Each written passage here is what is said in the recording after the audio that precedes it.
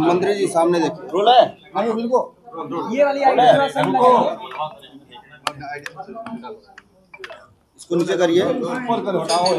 Role है मंत्री जी national Herald case को लेकर कांग्रेस सामने प्रदर्शन कर रही है। मंत्री जी आईडी थोड़ा नीचे करिए मदन भैया।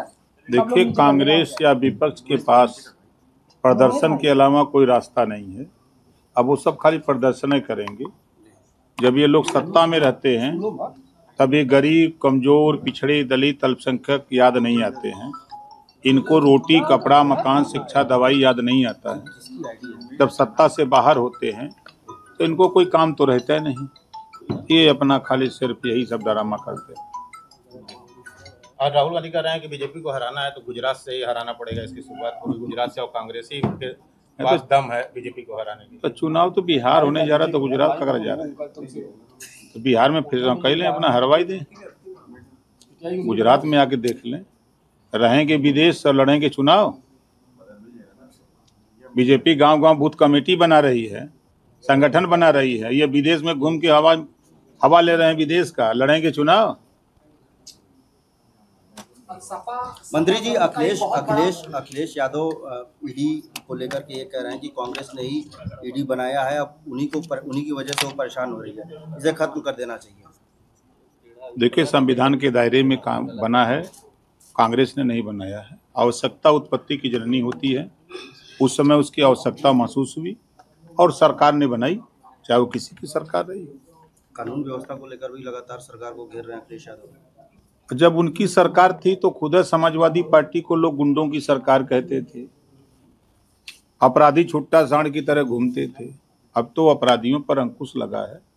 जो बड़े अपराधी हैं या तो जेल में हैं या तो कायदे से रह रहे हैं, और अगर कोई अपराध करने की कोशिश कर रहा है तो 24 घंटे के अंदर कानून उनके साथ काम करके सलाखों तक पहुंचा दे रहा है।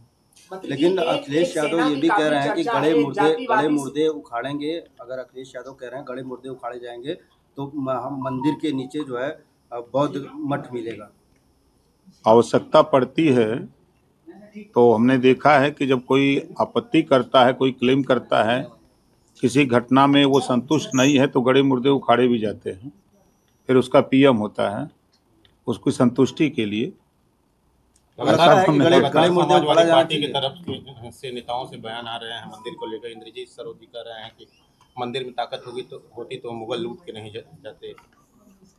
अब इंद्रजीत सरोदी जी का बयान उनका है, संविधान में तो ताकत है। मंत्री जी, एक सवाल ये है कि महापुरुष होते हैं वो पूरे भारतवासी के होते हैं, चाहे वो महाराजा सुहेलदेव हो या फिर कोई भी हो, लेकिन क्या एक जाति विशेष संगठन के आधार पर ये निर्धारित होगा कि वो किसके महापुरुष हैं? क्योंकि करणी सेना इन दिनों काफी चर्चा में है। कोई राणा सांगा को लेकर वो सीधे जो है अगर कोई टिप्पणी आती है तो विरोध करते हैं, तो आपको क्या लगता है? नहीं, देखिए, महापुरुष सबके होते हैं।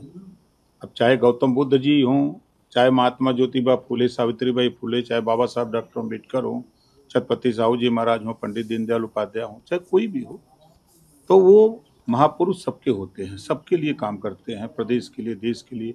जो उनके विचार होते हैं, जो उनके संदेश होते हैं, वो पूरे समाज के लिए होते हैं, किसी एक जाति के लिए नहीं होते हैं। अगर हम बाबा साहब डॉक्टर अम्बेडकर को ही लें तो बाबा साहब डॉक्टर अम्बेडकर का विचार 3 ही मंत्र है पूरा उनका। शिक्षित हो, उन्होंने किसी एक जाति धर्म के लिए नहीं कहा, उन्होंने पूरे समाज के लिए कहा कि शिक्षित हो, संगठित हो, संघर्ष करो। जो लोकतंत्र है, लोकतंत्र में रोटी, कपड़ा, मकान, शिक्षा, दवाई के लिए आप आगे आओ। इसी तरह हर महापुरुष अपना अपना संदेश देते हैं। मंत्री जी, आपको लगता है कि बंगाल में लगातार हिंसा जारी है? बंगाल में वास्तव में राष्ट्रपति शासन लगना चाहिए, इस नाते कि हाई कोर्ट ने टिप्पणी की है और केंद्रीय रिजर्व बल मांगा है, तो कहीं न कहीं महसूस किया है तब ना।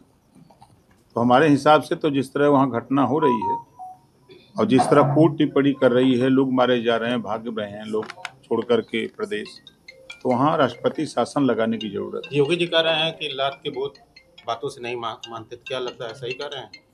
ऐसी आवश्यकता है? रामायण में चौपाई लिखा है, बिना न मानत जलद जड़ गए बीत दिन 3। बोले राम सकोप तब भाई बिन होई न प्रीत। तो भाई है रामायण में भी। चले ठीक है मंत्री जी, बस।